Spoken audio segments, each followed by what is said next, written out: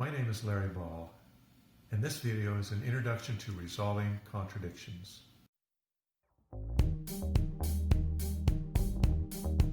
We continue this introduction with a discussion of some of the hidden problems of compromise.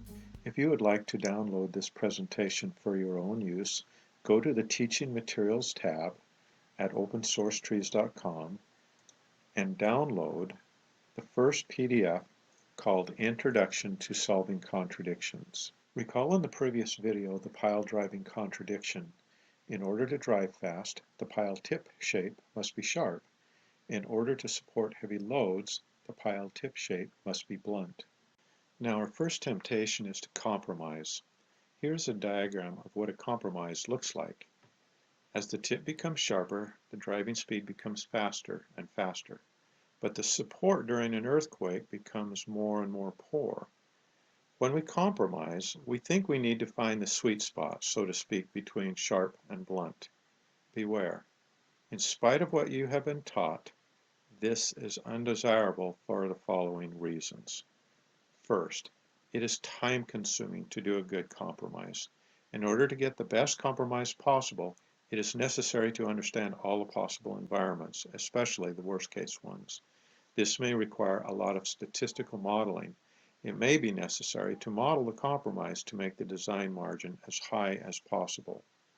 When we model the compromise over and over again, we run the risk of institutionalizing the contradiction. I know from personal experience the countless hours that are used to model institutionalized compromises. Secondly, compromises guarantee risk. In our case, some days the tip will be too blunt and some days it will be too sharp. I cannot overemphasize this point. If you care at all about risk reduction, you will do all that you can to eliminate difficult compromises. Now, let me make a quick side point.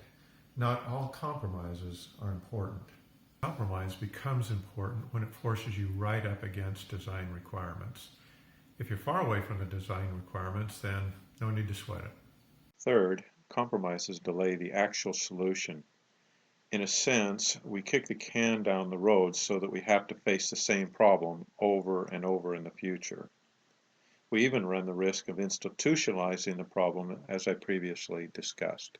In summary, a compromise solution is not really a very good solution, especially if it leaves you right up against or violating design requirements.